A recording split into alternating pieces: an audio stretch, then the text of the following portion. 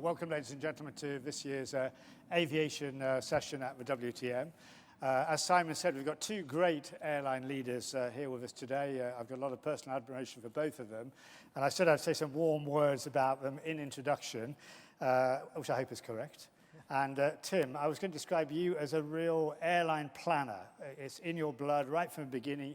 Anything that you want to know about airline network planning, deciding what routes should be flown, but Tim doesn't know, you could write on the back of a microchip. Tim's been a network planner, man and boy, and I would think it's fair to say you still love that today among all the other responsibilities you have to deal with. So welcome Sir Tim. Willie, I was going to say, you're a former pilot. Something you found got a bit boring after a while, and you had to get out of that, flying 737s back and forth across the Irish Sea.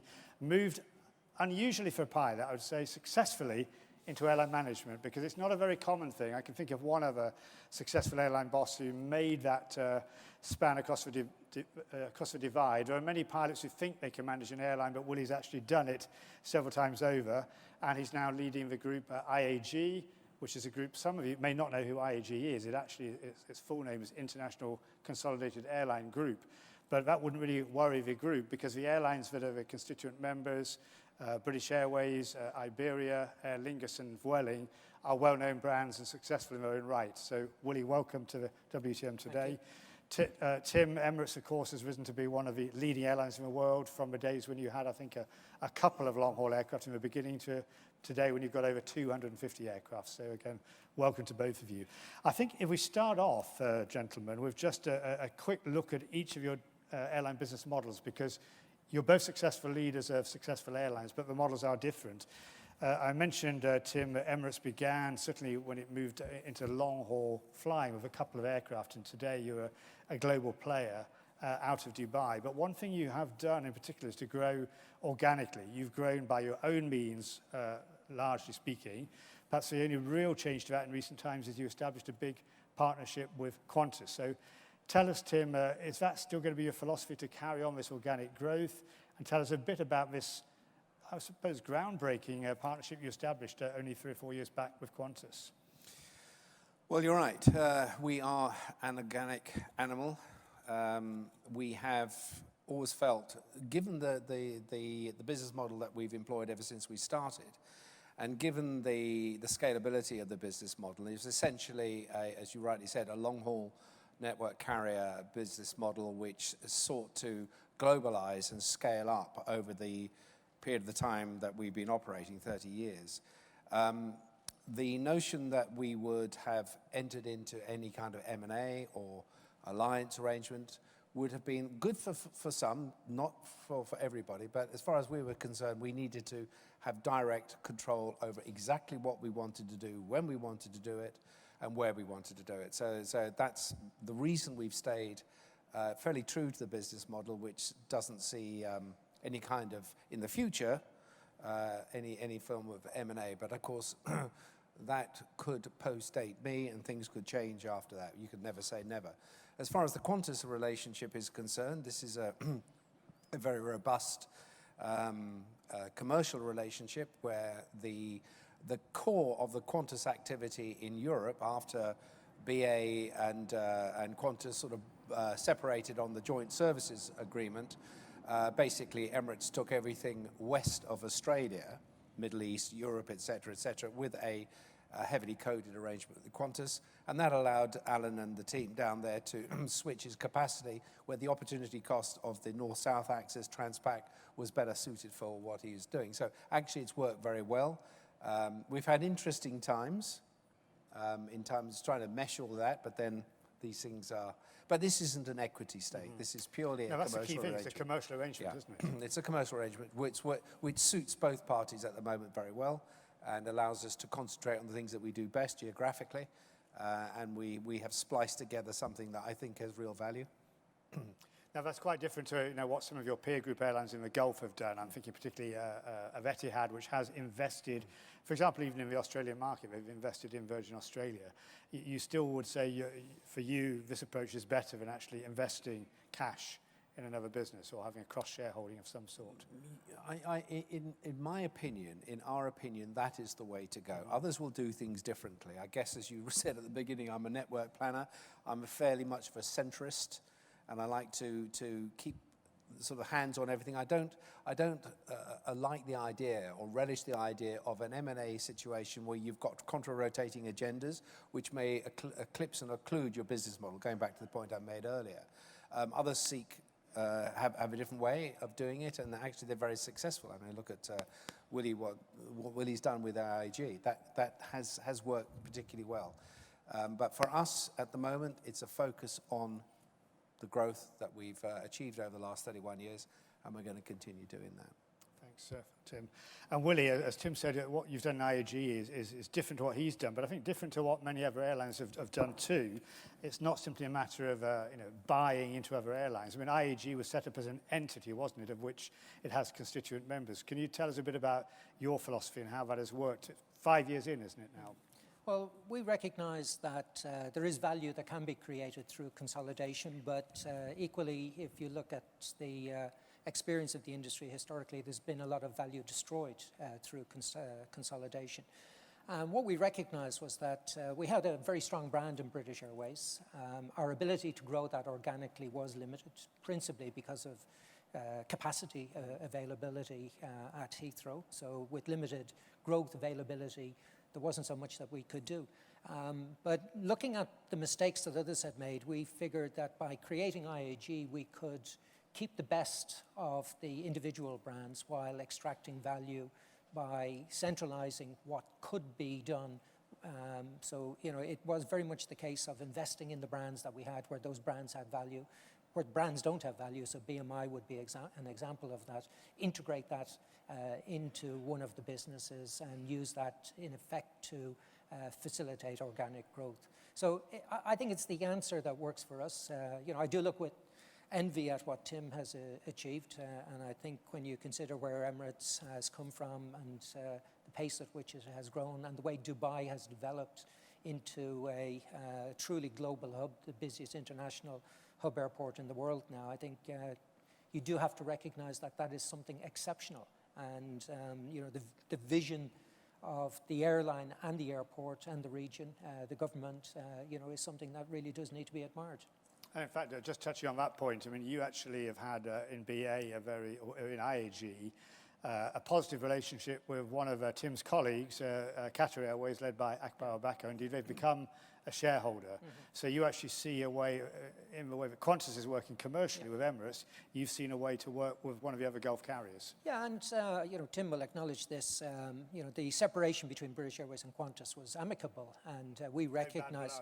When Tim stepped in. No, absolutely not. Predated that. Yeah, we recognise that. What we could extract in terms of value from that joint business was very limited, and it wasn't going to answer the challenges that Alan faced at Qantas. So it was clear to us that that Alan Qantas needed to do something different, and I think unlike some of my competitors in Europe, I recognise what the Gulf carriers have done. I'm envious as to how the governments in the region value the economic contribution that the airlines make, and I keep pointing to the fact that in Europe we don't recognise that, we take it for granted. I think we had reached the limit of possibilities with Qantas, and it was a very friendly separation where we decided that it was right for both of us to go and do our own thing. And actually, the kangaroo route, the UK or Europe, Australia route is it's always been a competitive route. Yeah. In the past, it was more Asian carriers, be it Cathay Pacific or one of the other carriers, Singapore Airlines, for example, in that region. You've got a massive output on that route throughout Europe with Qantas, Tim. You, on the other hand, have gone down to effectively, it's one flight a day, but is there a way to step back into that market a bit more now with the relationship with Qatar, because they're developing quite a lot in that part of the world? Yeah, without question there is. Using Doha as a hub, and you've got quite a number of options available to Australia now. So, historically, we did it over Hong Kong and over Singapore. That option is still available to us. You've got Kuala Lumpur, but you've got the Middle East hubs now, Dubai being the preeminent one, but Qatar at Doha developing a bigger network into Australia. So I think the interesting thing for us is, we always were challenged by the profitability of the kangaroo route. And since we separated from Qantas, in fact, we've never been more profitable on that route. So I think it is a route that sees very significant competition, but it can work, but you've got to have the right cost structure in place, the right commercial structure in place. And we didn't quite have that when we were in partnership with Qantas. We do now, but there is certainly an opportunity for us to develop that partnership with Qatar. Okay.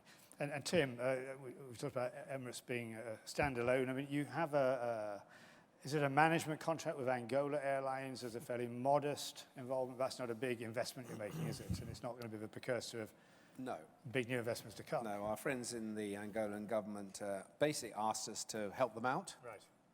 And so we put a team of people down there who I believe have been helping them out very successfully, and certainly done quite a lot of good work, mainly on the operations and logistics side of the company. So that's something that is arm's length to what we do. And you do have many code shares, a fairly conventional kind of code shares and ticket prorate agreements with many airlines to extend your network around the world. What about alliances? This is something I'm raising this specifically because, and I see the smile immediately come to your face, Tim. Emirates has never really believed in alliances. And Willie, you're in an alliance, but I want to ask you, do you still believe that alliances don't really have a big value? And Willie, do you see alliances as going down in importance as these different kind of ventures come up? Tim? Well, I would never say the alliances don't have value. For the constituent part of the alliances, the airlines that are in them, they obviously do value the alliance. Going back to the point I made earlier about predetermining what we wanted to do when we wanted to do it, had we been part of an alliance in our formative years, it would have probably diluted and taken us a little bit off course in the way we wanted to go. Do I think alliances have a place today? Yes, I think so. But the sort of bedrock of the thinking of the alliance concept has been challenged in the last few years, not by necessarily the likes of us, although we have been, in terms of a challenge to the whole way that the international airline business is run. But you've seen the migration since the alliances came through of the low-cost budget phenomenon from the US into Europe and into Asia, and that has transformed everything. So to me, they are a tad anachronistic. We're moving into a B2C age now where technology just drives just about everything we do. And how that figures and how that will figure in the alliance structure in the next 5 or 10 years is, in my view, questionable. Will they survive? I think they may do, but they'll take a different format. And I think there will be where, as Willie says, there is perceived value where like-minded airlines on the B2C kick understand where value can be created. It'll take them out of the alliance model. So it'll morph into something else, but I don't think it'll be probably along the lines. Remember, these were constructed in the early 80s, and as you know, they came from equity swaps read by SAS and all the bits and pieces, deregulation coming along in the late 70s and all in the US. So they were a sort of a metamorphosis of the way things were going and the challenges that airlines faced, and they felt safer if they were together and they could perhaps get their global aspirations by doing something. This was 70s and 80s think, in my view. It will change in the next 5 or 10 years. Willie, do you share that view? Yeah, I wouldn't disagree with anything Tim said. I think alliances have had value. They do have value today, but I think you've got to question whether they will continue to have value in the future. And I think the relationships have changed. You see more and more the development of joint ventures, probably grown out of some of the alliance relationships. But if you go back to my time at Aer Lingus, I didn't actually take Aer Lingus out of the One World Alliance, but I did prepare the groundwork for Aer Lingus to come out.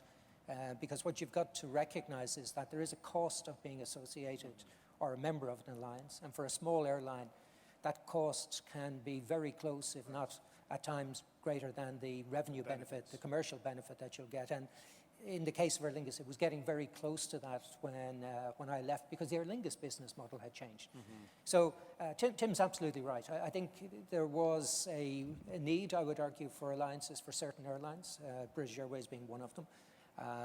I think there still is a role for the alliances to play, but like Tim, I would question whether, I'd be surprised if they exist 20 years from now, and I would question whether they would exist 10 years from now, but they'll be around for a few years to come. Okay. And Tim, you alluded to changes in airline business models. I wanted to ask you both. One of the flavor of the month airline business models that's talked about more and more is long-haul low cost. I mean, it's accepted, I think, that short-haul low cost works. It's in pretty well every part of the world. Lots of examples of success.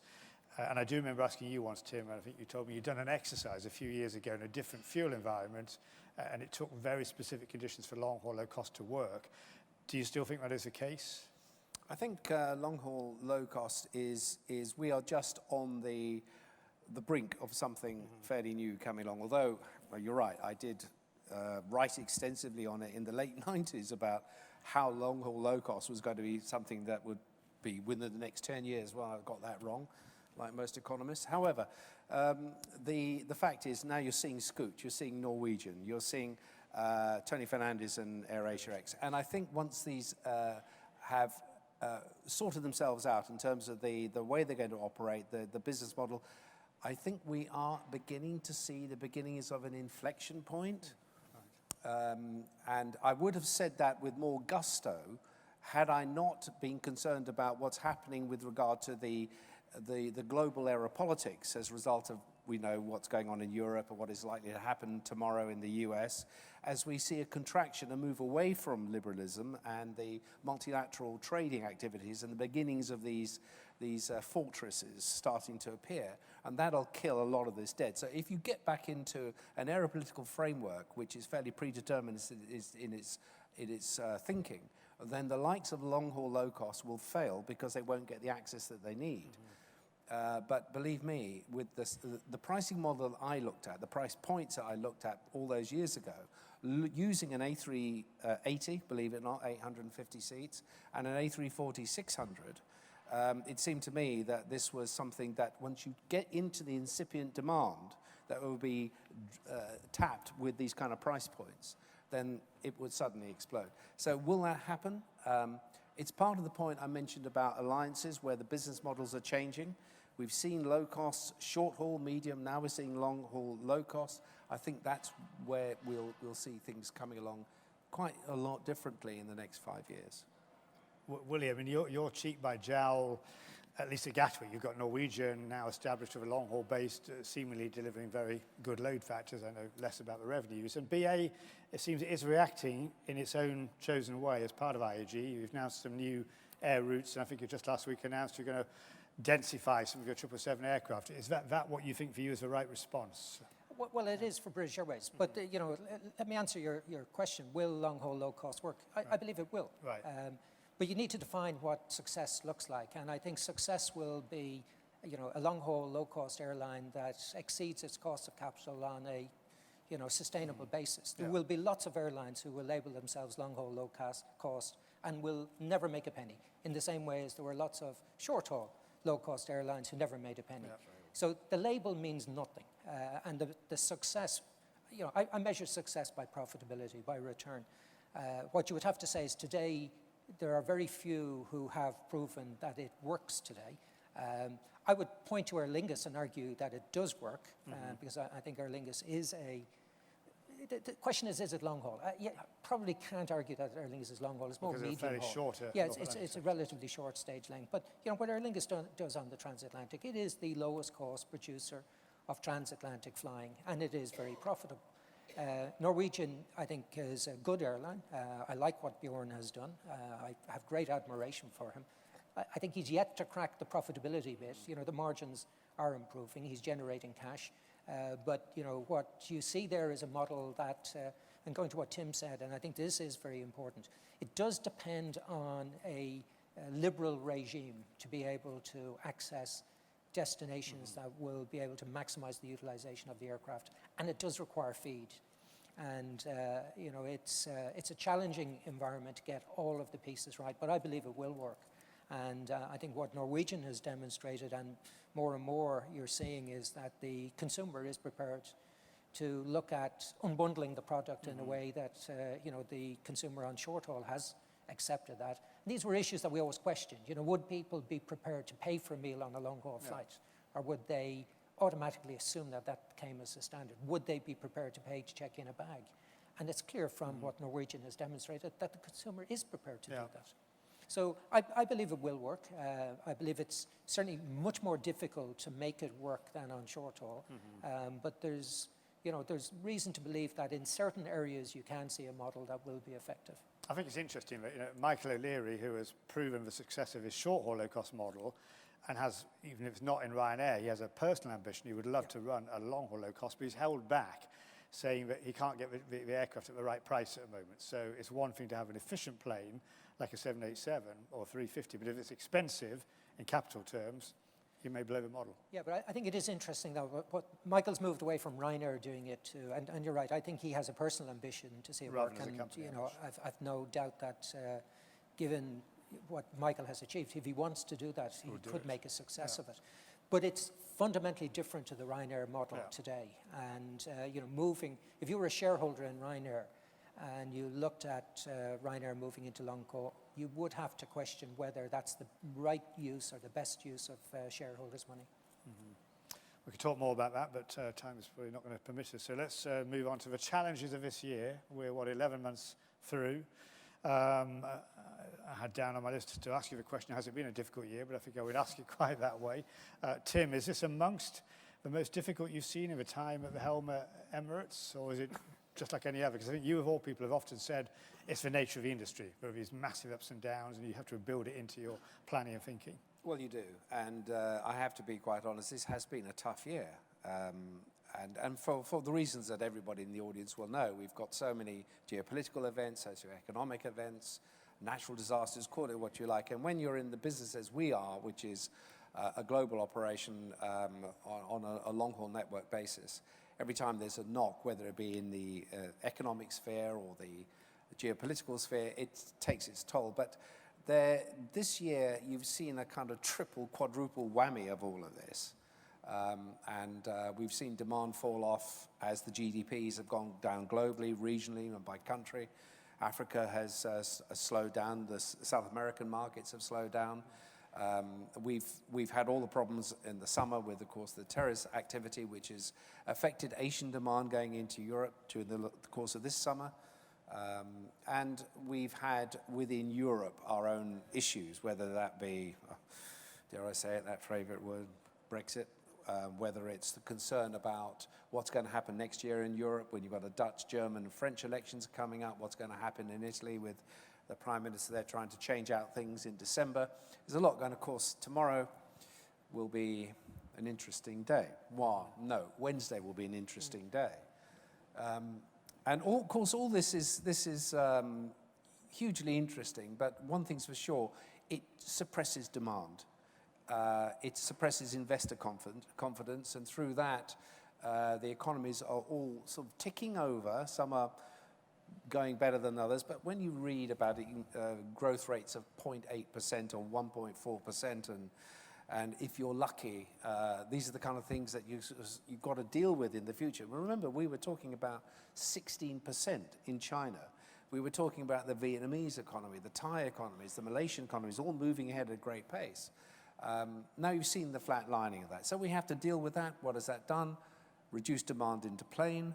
It has also suppressed the yields because there is a lot of capacity out there, and I think the airline world has been busy trying to deal with that. I've got to be careful what I say here, otherwise you'll be accused of trying to send messages, but I'm not. I'm simply saying that and Emirates faces exactly the kind of headwinds that everybody else faces. Patchy in places, some better than others, some are coming on strong, but generally not one of our better years. Willie, I guess similar. IAG's issued a profit warning, but still producing very solid results, having said that. Yeah, it's been a tough year for all the reasons Tim said, but it will be a record year for us. And we issued a profit warning immediately after the vote on the 23rd of June. And the reason for that was very simple. We report our results in euro, but we have a significant sterling revenue and profit base. And when we translate that profit into euro, it's going to be translated at a much lower rate of exchange. So we had anticipated that a vote to leave the EU would see the collapse in the value of the pound against the dollar and the euro, and that's what's happened. So it was, if you like, a technical issue. But yeah, it's been a tough year. I think there have been some areas of positive development, but Tim has outlined a long list of things that have challenged us through the year. The beauty of this industry, though, is we're getting better. I think much, much better in the way we respond to these challenges. If you had looked at that list and applied that to an industry 10 years ago, well, I think you'd see an industry in really bad shape today. But I think we're getting better at responding. Somebody said we've had more experience than most other industries of responding to these issues. And I think that points to an industry that is more robust. And going forward, I think we'll be better still. Well, is that true for all airlines in the industry? Because again, if I look at your peer group, I mean, IAG, you're going to produce, in absolute terms, improved results year on year. But we look in Europe and we see Lufthansa still battling on, and Air France-KLM in particular battling on. Are they not taking lessons out of the IAG book in terms of tackling the cost issue and getting into robust shape in the way that you are seemingly doing? And I see you smiling there, Willie. Air France-KLM, no. It's it's sad when you look at it. They've done nothing. And to be fair, it's not because they didn't try. They did try, but for various reasons they have been unable, because the organisation is unwilling to face up to the fact that maybe Air France, and it's predominantly Air France, but maybe there won't be a future for Air France in an environment where it doesn't adapt. But it hasn't adapted, and it's relied on the French government standing behind it, and the people that are in Air France hope that, if worse comes to worse, the French government will step in and rescue them. And when you have that sort of dynamic in the industry, as we've seen in the past, then people won't change, and not only will they not change, but they'll resist change. But what we've been able to demonstrate is that governments in Europe don't have a role to play anymore. There's plenty of opportunity for commercially owned and commercially run. And what you have in Tim's case is a commercially run airline. That's the reason I've always been an admirer of what they have done in the Gulf. It is run on commercial lines. It doesn't matter who owns you if you run the business on commercial lines. But if you're being run on political lines and being owned politically, well then you're not going to adjust to these changes. But the industry as a whole, I think the industry is better. Yes, there are some within the industry who still live in a bygone age, and quite honestly, I think that the day will come. The day of reckoning will come. It's been a long way waiting, but I think it will come for some of these airlines. Because I've often wondered if there's, when IAG was formed, it was BA and Iberia, and many people said, oh, well, it should never have been done, why have they ended up with Iberia? But there's been a massive transformation, and maybe I'm being too simplistic, but if we look at Latin-type culture in France and Spain, other national characteristics which are similar, which mean that Air France should be able to do what's happening in Iberia. Does Iberia prove it could be done if the will was there? Yeah, but I think in France you still have the French government intervening. Yeah, and we did have an element of that in Spain with Iberia, where the Spanish government expressed opinions. But as I told people, when I ran Aer Lingus, it was owned by the Irish government. I never listened to the opinion of any of the politicians there, because they're not driven by commercial reality. They're driven by a political reality, and political reality is they have to get re-elected. And to get re-elected, you've got to be popular. And to be popular, you do things that are not necessarily going to work in a commercial world. So, we faced some challenges at Iberia. But if you look at that company today, it's fundamentally a different company. Luis Gallego, who's the CEO there, has done a fantastic job.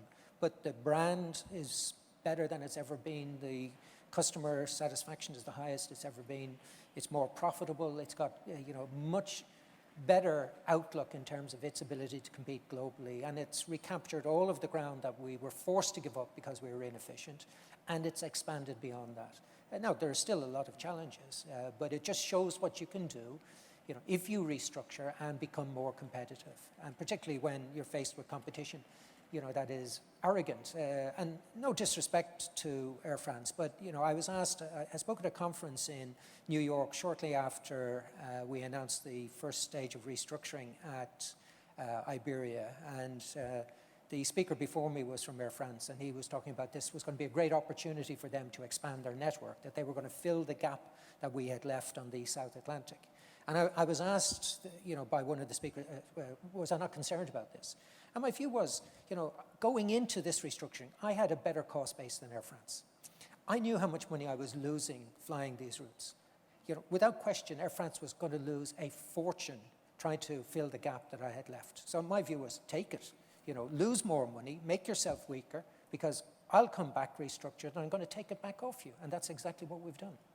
Do you think there's ever a chance that it could blow apart Air France KLM-wise, and that the deal, which you could say perhaps should have been done in the past, a BA KLM deal, might come back your way in some way? Or is it I make no secret of the fact that, I wasn't in BA at the time, but looking at it, I thought, BA and KLM should have joined. I think that would have been a powerful merger. Now, I question whether the attitude and the culture was right in BA in particular at the time to make it work. I think it was in KLM. I think to their credit, KLM has always had very strong leadership. And I think, certainly would have worked on their side. Maybe wouldn't have worked at BA. But yes, it's a deal that I think would look good. But KLM's a different animal now. It has suffered through lack of investment as being part of Air France KLM. Its cost base is not as efficient as it would be had it been run by an independent KLM management team, who I think are some of the best in the world. So it's a good airline. It's got a great hub. It's got a great network. But it's got a lot of challenges. So, we'll wait and see what happens. Okay. And Tim, oil price, has that really been a mixed blessing, double-edged, I don't know, even triple-edged sword this year? Cost savings galore, but giving it all away in lower prices, or indeed precious oil markets for both of you, not flying in the premium cabins as well. Well, that's absolutely right. The first thing, of course, there is the diminished segments in the premium cabins, driven by the oil and natural gas markets and the supply chain into that. We've also seen a disappearance of the, not a disappearance, a reduction in the financial services community. So we've had to change out the way we go about the segmentation of our premium cabins. Oil, of course, yes, it has had that effect. Of course, it's had a stellar effect in many respects on the bottom line, but taken together with the yield dilution, which has taken place, is along the lines we talked about earlier. And for us, because we are a dollar-based company, we've had the strength of the dollar working against us. So where we benefited from the oil price reduction in terms of seat mile costs and trip costs, we've had to deal with this very strong dollar and the change out of the nature of the business in terms of who's traveling, where they're traveling, why they're traveling, and trying to exploit and explore further those segments that still come to the market, which are new to us or are growing at a greater pace than perhaps they might have done in the past. That's why things are quite interesting at the moment, but we'll see. But you can keep moving aircraft around, I guess, more effectively than you ever could in the past because of the power of the hub and your exposure to the diversity of global markets in all the continents. Yes, we have to keep an eye on what is the ebb and flow of demand, and that if you're heavily into Africa, as we are, we're 22 cities on the continent, and watched how things have changed in terms of economics, in terms of the politics of the continent. We've had to make adjustments there. And equally, South America, as I said earlier. So you're constantly looking at, whereas we had a degree of equilibrium prior to the 2007, 2008 financial crisis, since then it's been quite an interesting challenge to match demand and capacity to extract the value you need to get the returns on the capital that you're employing. But so far so good, except this year more difficult, and we'll see what happens in 17 and 18. Does that match your experience, Willie, in IAG? Yeah, we've seen oil and gas as a customer segment decline significantly. We have seen the impact of financial services, but there have been some bright spots as well. But the truth is, we've got to be more flexible anyway. We've got to be able to move our capacity around. It's not very sensible to be heavily dependent on one segment. People are often concerned about BA in particular because of what is a perceived reliance on financial services. And we pointed out recently that if you look at IAG, financial services, corporate travel, as a segment of our revenue base, is about 3% of our total revenue. Now that's significant, but it's much smaller than people imagined, given the BA network in particular. So, we've had to adjust. We've had to adjust our network, and we've had to become more competitive with our cost base. And what about in the context, especially initially talking to you, the IAG agenda, the bigger political issues? I think there's a separate session going on this afternoon here about Brexit. I mean, you're right in the heart of what is going on and may go on. As Tim alluded, we have an interesting day on Wednesday. North Atlantic market, UK market. How can you plan scenarios or work through a process which is so unknown at the moment? Yeah, it's difficult, but you've just got to keep working and keep plugging away. And, the reality is people are still flying, and people will continue to fly after the UK leaves Europe. And, the travel patterns may change, but, you'll still have people flying from the UK to the rest of the world, and you'll still have people from the rest of the world flying to the UK. The question is, will that change radically from what we see today? I think it will change to some degree. The financial services industry will probably feel some pain as a result of the UK leaving the EU, but the economy will be innovative. It'll find new ways of generating work and generating employment and value, and people will still fly. People have to fly, so we've just got to make sure that we're flexible enough to be able to change the network if the network needs to be adapted. But you've seen recently we've announced more destinations in North America because we believe that's a market that will continue to grow. And our experience to date has been, very encouraging. San Jose, California has been great. We've announced New Orleans. I think that's going to be exciting as well. And Aer Lingus has been expanding its network from Ireland. It's now the only airline providing transatlantic capacity out of Hartford, Connecticut.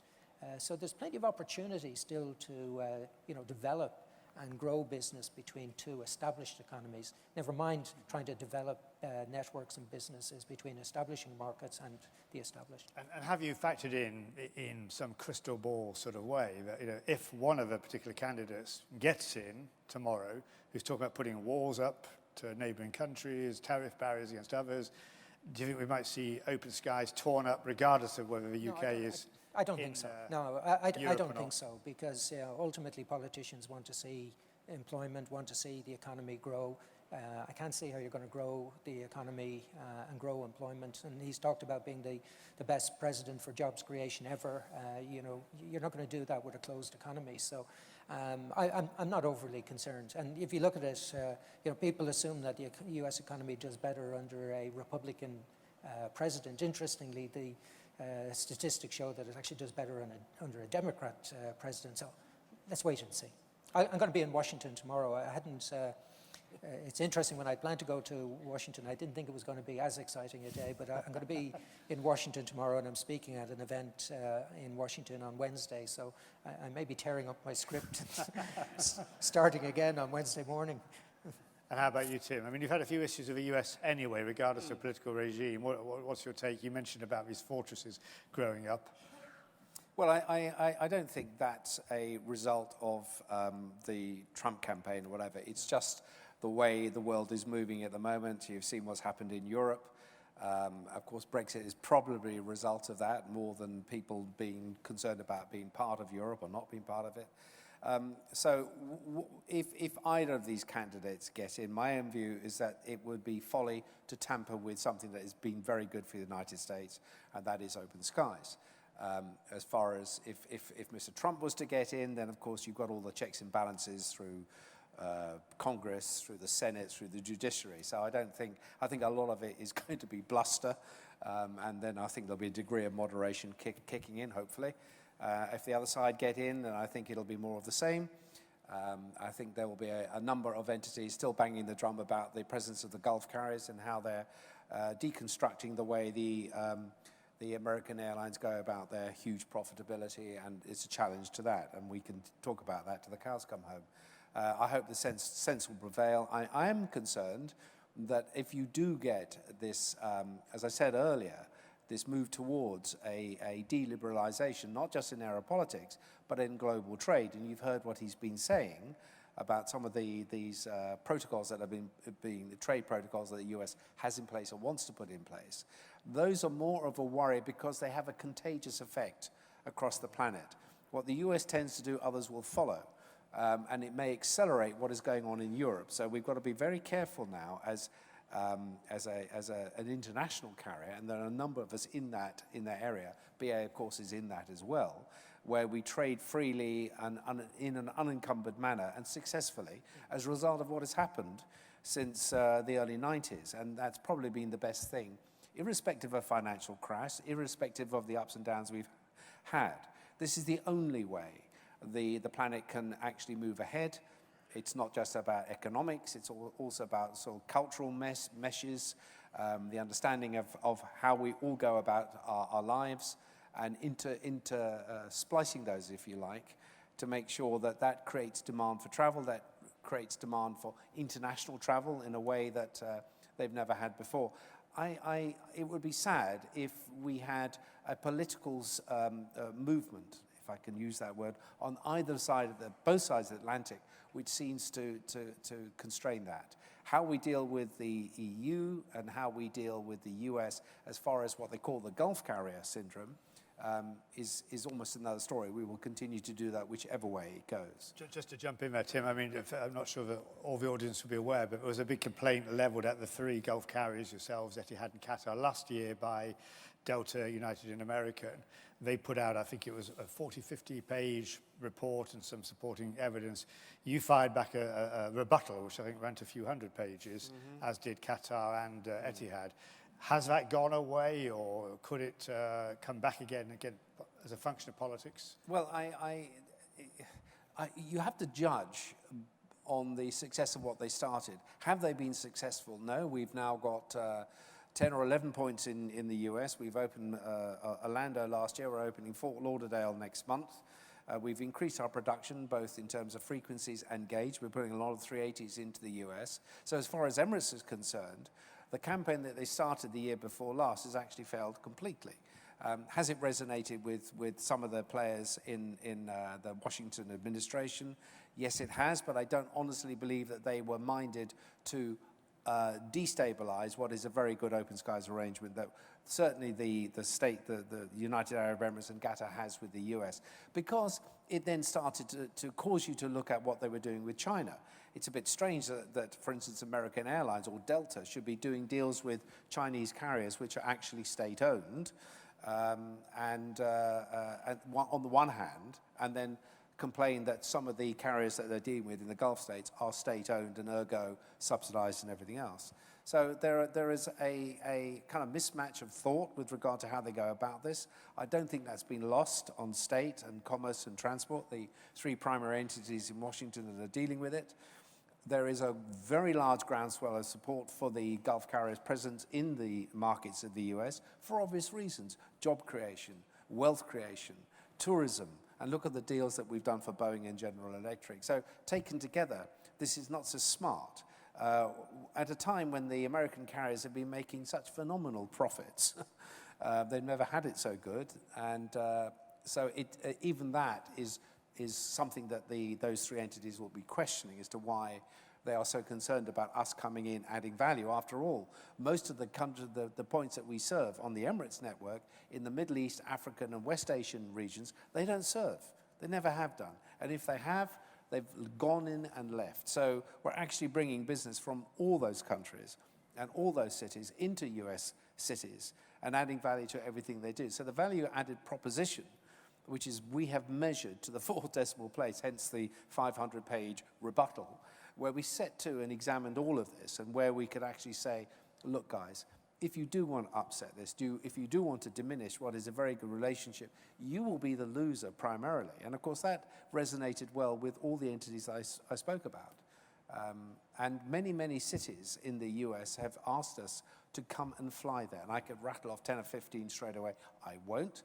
But they are extremely keen. And I'm sure that Akbar and James Hogan in Etihad gets the same approach. Will you come and open our cities so that we can have the benefit of the African, Middle Eastern and West Asian regions? And to a lesser extent, even places like Thailand. So we'll see. Time's moving too quick, but Willie, just briefly, I mean, you've been supportive of what Tim was describing there. Does it give you any sensitivities, again, in terms of your joint business or One World? American is one of these three protagonists making the none complaint. whatsoever. And to me, it's a principled issue. So you either believe in free, liberal, open skies, or you don't, and you can't pick and choose. So, you know, I firmly believe that open skies, and even a more liberal open skies arrangement, is the way forward. So, given that that is the case, you know, I've been very clear that, you know, we don't support the view expressed by the US carriers, and, you know, we have openly criticized some of the data that they've used, which we have said is untrue. So, you know, they have quoted data that they attribute to us or our business. It's not correct. So from that point of view, you know, we dismiss the document that was produced by the US carriers, and it's on a point of principle, you know. And to me, you either stand by these principles, and it's the same with Norwegian. You know, do I like what they're doing? Well, you know, it's making life tougher for me, but do I believe he's doing anything wrong? Absolutely not. And if he has found a way of, you know, operating within the framework, well, then he should be allowed to operate within the framework. And people who try and argue that the framework should be reconstructed to stop these people, I just don't buy into that. I think this topic you'll both be happy to talk about, unless I'm badly mistaken. Aircraft. Tim, you know, I think it's fair to say you've had a lot of influence over the years in shaping the type of aircraft which are available to the world's airlines, with particularly today's workhorse for Boeing 777, especially 300 ER version, and of course Airbus's A380, which you're the primary customer, and arguably Airbus would be in a much worse place with that aircraft today if you didn't have the big orders in. You want Airbus to take the next step with that aircraft. Do you still have some optimistic hopes they will, or do you think at the moment you're trying to push water up a hill to re-engine that and up-spec it? At the moment, I'm not sure there is the appetite there in Toulouse, to be quite honest. They struggle to find a business case that is compelling. I have been fairly vocal about their ability to sell this aeroplane to the airlines that I think should be using it and will need to use it, given that one of the biggest constraints that the airline industry faces will be the capacity of the hubs and the airports to grow at the pace that global demand, once it gets through this rough patch, will be. So if you're talking 6 or 7 billion people moving by air in 2013, here we are in 2016, coming up to 2017 with 3.5 billion, you've got 2.5 billion extra people who want to travel. That can't all be on low cost to second and third level fields. So the hubs are going to come under enormous pressure. And no doubt you'll be talking about the third runway at Heathrow. But then if you look at Sydney, you look at New York, you look at Los Angeles, you look at Hong Kong with its relatively new airport, now they're going to have to build a third runway, etc. So the answer to me, to meet these, even if you extrapolate at 3 or 4%, you'll get to a stage where you'll need a 500-seater to occupy slots that are becoming increasingly more expensive and precious in terms of their opportunity cost. Now that kind of is lost at the moment because of all the things we've talked about in the last 40 minutes about the way things are at the moment. You have a high degree of risk aversity in the boards of the airlines today. You know, I've seen since the financial crash a transition from the sort of entrepreneurial spirit that I used to think was driving the industry forward, and no disrespect to the accounting or legal profession, but the boards have gone into safe hands. Now, of course, Willie is not one of those, and I think what you see in the IAG group is a group that has the commercial and business acumen to take it through. And when we talked about Iberia and all the concerns that people had, what he did was actually transform something into something which has become the IAG of today, which is quite spectacular.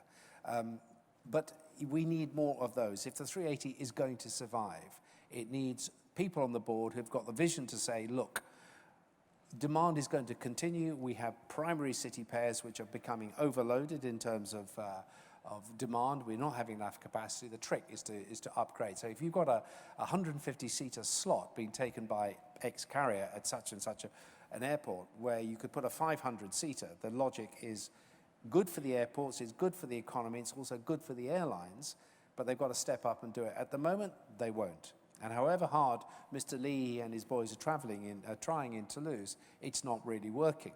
I mean, I think I try very hard to argue to all my competitors, if you want to challenge us, go and buy the 380s, best thing for you to do. But seriously, when you look at the constraints we're all facing in this business over the next 5 or 10 years, it has to be that. After all, the third runway at Heathrow, let's assume it gets built, is 2026, if you're lucky. That's 10 years out. What are we going to do in the next 10 years at Heathrow? And as I said, if you try and get a slot in JFK, very difficult. Equally, Los Angeles or Boston or wherever you go, Sydney is another one. So the 380 for me is the answer, but I can't persuade the likes of the airlines. Willie, could you take a few more off Airbus's hands? You've got some options, but I think you're not happy about the price. Yeah, no, we like the aircraft. We have 12. It works very well. Tim is right. You know, there is this issue of how much risk are you prepared to take? The aircraft works extremely well on parts of our network. We don't believe it will work equally well right across the network. I've been very open. We could make a case for a couple of A380s in Iberia. I think I could make a pretty good case for an A380 in Aer Lingus. You wouldn't operate an airline with one or two, but with a group you can do that. Yeah. So, if the price was right, we're prepared to look at more A380s. We like the aircraft, our customers love the aircraft, and it works extremely well. But the ones you have an option at the moment, Airbus is expecting too much in terms of a price. We all negotiate, and I think Airbus would be surprised if I said that they offer aircraft at great prices. I think they offer great aircraft. Terrible, really expensive prices. I don't know if anybody from Airbus is in the audience. But of course, there's going to be second-hand 380s coming on the market. Yeah. I mean, ultimately with yourselves, Tim, I think Singapore, I saw, may not renew leases. Malaysian would like to divest of their entire fleet. So maybe Airbus should be watching that. Conscious again of time moving on, you both mentioned runways, or you in particular, Tim. Third runway at Heathrow, we got a government green light a couple of weeks ago. Not quite. You got a government indicating a preference for one of the runways, one of the plans at Heathrow. But what they've been very good, and I have to admire them for this, is they've said it's conditional on various issues. And one of the key issues it's conditional on is the airport being able to develop that runway without increasing passenger charges. And that's been the case that we've argued for. The days of airports just building expensive, inefficient infrastructure and passing the cost on to airlines and our customers, those days are over. We're not going to tolerate it anymore. We've been absolutely clear in relation to that. I think the economic case for the expansion of Heathrow is very strong. But there is no way anyone on this world can justify spending the 17.6 billion that has been identified in the manner in which it was going to be spent. Absolutely no way. That would have been an outrageous waste of money. And the people taking the risk were the airlines and the airline customers rather than the shareholders. So I think the government and what the CAA has done in writing to the airport about how it's done is absolutely critical. And I point to things in it. I've gone through, and I'm sure everybody has, the details of that 17.6 billion. 1% is for the runway. So the bit that we're all interested in is 1% of the cost. 800 million has been earmarked for a car park. And as I said, you can go online, and I encourage everyone to do it because it's great fun, and Google how much does it cost to build a multi-story car park, and you'll get it. It'll tell you, average price per space. This is a great thing about the internet. I've found price ranging from 10 to 17,000 pounds per space. So if you take the highest end, 17 grand, divide 17 into 800 million and you get 47,000. There is no way on this earth they're building a 47,000 space car park at Heathrow. So where's it going? Where's the money? Now they'll say, oh, well, some of that is for roads. I don't care. You cannot get to 800 million. You just can't get there. Unless, of course, you're inefficient and you don't care how much money you spend, because all of that money then goes into the regulated asset base and you're getting rewarded based on the amount of money you've put into that asset base. That model doesn't work in a commercial world, and I'm pleased that the government have recognised that. You said that the regulator, for those who are not from the UK, the Civil Aviation Authority, the chief exec, has written a letter which has been publicly made available to the chief exec of the airport. This seems to me is a global issue. There's always this challenge between airports and airlines, sometimes a gulf of understanding. Would you be optimistic at least due to that intervention, that there will be some sense of people sitting down around the table and talking it through in an adult way so that you get what you need to run your business and the airport can build a runway. Yeah, absolutely. You know, I've no objection to Heathrow expanding. I think that will be good. I've no objection to Gatwick expanding. I do object to having to pay for it, unless what they're building is what we need, and unless what they're building is built in an efficient manner. I have a huge objection to the idea that you can build anything at any price in the name of the national economy and expect others to pick up the tab for it. So, you know, we deliberately stood back from this process because I was concerned that if we were to come out and favour one or the other, the argument would be that, well, you guys asked for it, now you should pay for it. You know, what I've been very clear about is we didn't ask for it, and therefore we're not prepared to pay for it. We are prepared to pay for the efficient development of infrastructure that will benefit the economy, but we're not going to pay for inefficient expansion of the airport. And let's be honest, you know, T5 is fantastic, but boy, was it expensive. And if you were building it, if Tim was building it, you know, if I was building it, you would not spend the sort of money that Heathrow has spent in the past. But the regulatory environment has incentivized the airports to build expensive infrastructure because that's how they get rewarded.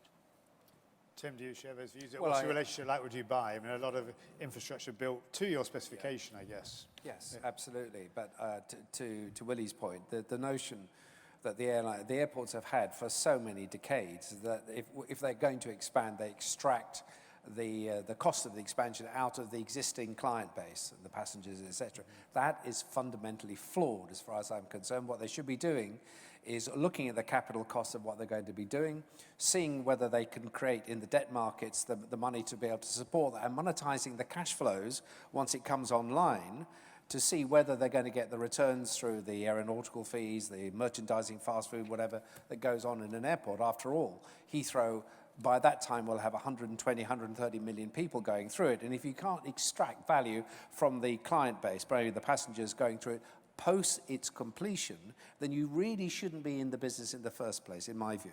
So as Willie says, if you gild the lily with regard to the construction of what you're trying to do and the costs associated with that, the whole thing gets fundamentally challenged if they say, no, you will not go after the existing client base and the passengers within the airlines today.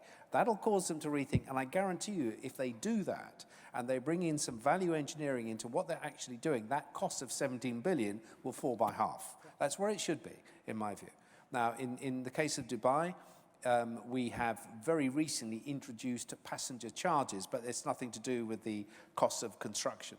I'm pleased to say that a large amount of our dividends that we give the government, contrary to what the American airlines say, goes into the increase in the capacity of the existing airport, and how they raise the funds, and they're just about to float a bond in Dubai to fund the first stage of the new airport down in Jebel Ali, a $3 billion bond. That'll be predicated on the ability for the, as I said, the cash flows to be met in the construction phase, and then monetizing everything else that comes in later. That's the way that everybody has to do it. After all, we have to do that. When we buy aeroplanes and we're spending $400 million, well, I say that in case Airbus is listening, for a 380. And we have 85 of those, and I don't start in the bill process go after the passengers and say you've got to contribute to the cost of these airplanes coming down the line. After all, if that was the case, we'd be out of business very quickly. So somehow that think has got to change. It's not just the United Kingdom. A lot of countries in the world where they have privatized the airports, the airports should be made to go about their business in an arm's length manner and make sure that they do not overcook the whole situation. As Willie says, a 47,000 space car park. I know they've got to build over the M4. I know they've got work to do there. But wow, 17 billion. I think we are building DWC, which is a 5-runway, 180 million, 200 million for something like $30 billion. So let's put it in pounds today, which is about £3, isn't it? The strength of the dollar. But let's say it's about 20 billion. So 20 billion pounds to build that thing, and 17 billion to build a single runway with a.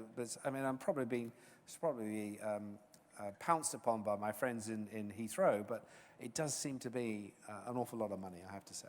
Gentlemen, we're very nearly out of time, regrettably. I've got to ask you a couple of more questions. But one thing, we are here at WTM, the major players from around the world here on behalf of tourism. Any key messages either of you would like to give in terms of the role that governments play, the role that tourism partners play in terms of facilitating aviation as part of the tourism recipe today? Willie?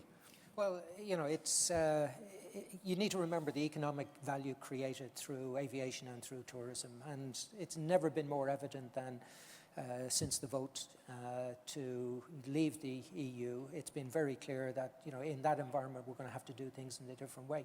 And as I said at the beginning, I'm a great admirer of the Gulf governments because they've been able to see the value that aviation can contribute to their economy, and they invested in that many years ago, and they're now seeing how that has transformed their economies. And look at the Gulf today; it's unrecognizable to where it was 30 years ago when Tim had started at Emirates. So there's huge value to be created, employment to be created. It is a fantastic industry, but it does need facilitation by government. Different approach about taxes at all? Yeah, like air passenger duty is crazy. I'm not even going to mention why, because everybody knows in this room. Everybody knows it's crazy. See? Everyone agrees. Tim? Well, tourism and hospitality, if anything that has come through all the troubles, the tribulations that the global economy's had over the last 30, 40 years, it's been this very strong, shining light in virtually all economies, is the growth of tourism, the way that the entities, the NGOs, the commercial entities have transformed tourism. It gets back to the point I made about shutting down and going back to the sort of predeterminist thinking. Global tourism, if you look back over the 30 years, has been extraordinary. It's brought multiple segments to the business, not just in the airline business, but to everywhere else. People are traveling, they're mixing business with pleasure. You see the way, as mentioned earlier, as the digital transformation takes place, so the B2C world just explodes. People are making their own decisions. They have a Pandora's box of choice. The hospitality trade, the tourism trade have really, really opened themselves up to access online. And that is just creating a Pandora's box of choice. And it is that thing that, for me, one of the segments that has always been strong for us is tourism. And when I look back in the early, well, I should say the late 80s, and I was trying to identify what would happen on the sort of the global stage over the next 10 or 15 years, tourism kept on coming through to me as something that would grow. It's something that is ubiquitous in its reach, whichever budget level you're at, high end, mid, or very low, and it's vital to the global economy. And the metrics tell us that time and time again. So shows like this, where there's a gathering of the great and the good. But importantly, these days, as I go back to this B2C world we're moving into, you've got a lot of ideas being discussed, assimilated in places like this, or ITB in Berlin, some of the big players, but multiple other shows where people are learning how to enhance all of that. For the airline business, that's great. When I see everything else going south in many ways, tourism is vital.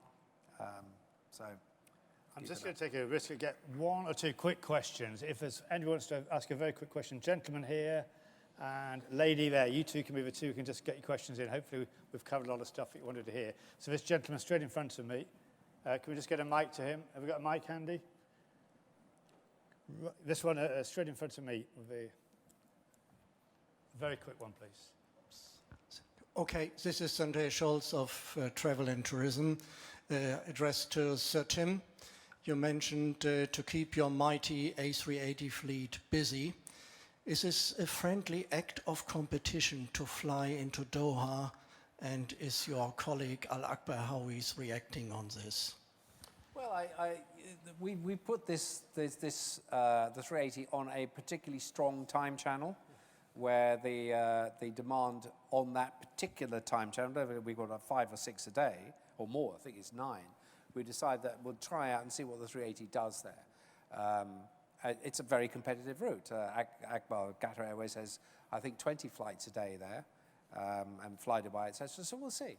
It's It's an not interesting one. Yeah, it's not unusual. You know, we've used large wide-body aircraft on short routes where you have the aircraft available.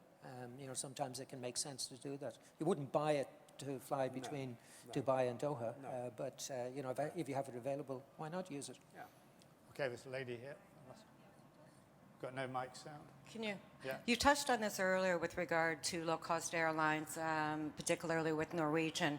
I'm from Canada, and certainly we have added baggage and that sort of thing. However, whenever I travel in Europe, it's almost to a point of nickel and diming where on one flight, I asked for a second glass of water and I was told you have to pay for that.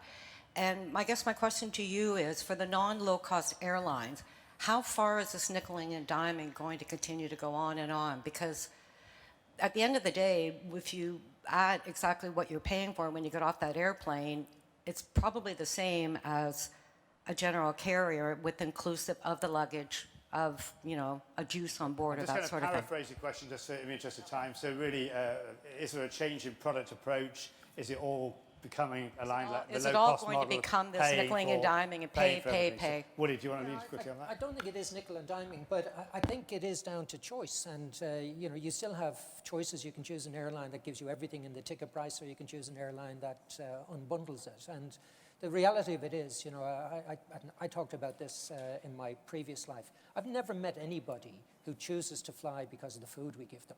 I've never met anybody who said, you know, I'm going to fly between Dublin and London because you give me a meal. You know, they fly between Dublin and London because they have to, or because they want to. They don't do it for the food. Now, will they do it without food? The evidence clearly shows absolutely they will. Now, if you give it them the food, will they take it?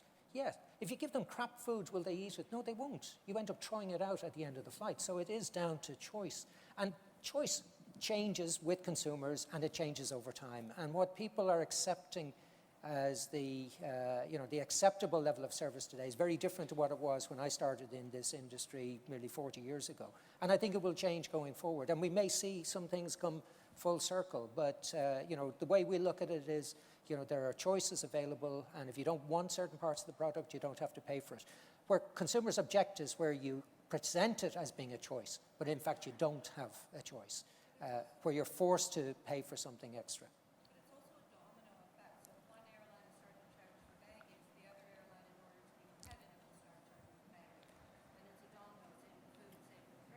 I'll let Tim come back to you because we've got no mic and we haven't got time either. So Tim, you're making some product changes according to I price think, and so on.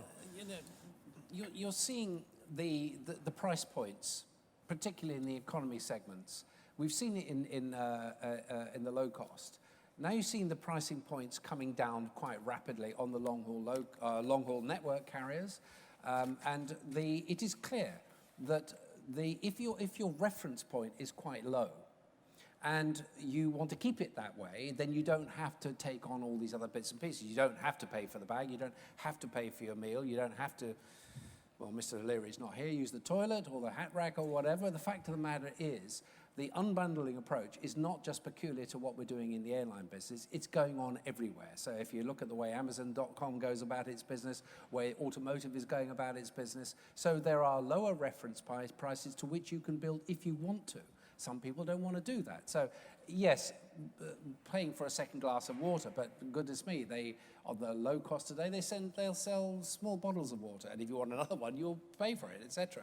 And there's a balance here. So you don't want to go to the extreme, but I think there are also other things that you can do within the economy segments that can bundle up new products which are attractive to people and it's clear, again, going back to this highly B2C environment we're in now, that people will be prepared to pay that little bit extra. You might want, I think BA led this recently, or the last couple of years, where they presented a different type of meal. So if you want to spend something other than what they're serving as the economy offering, then that comes at a price. There's a lot more we can do as an industry to get a balance between what we are charging and how much more we'd like to get to the returns on investment that we need.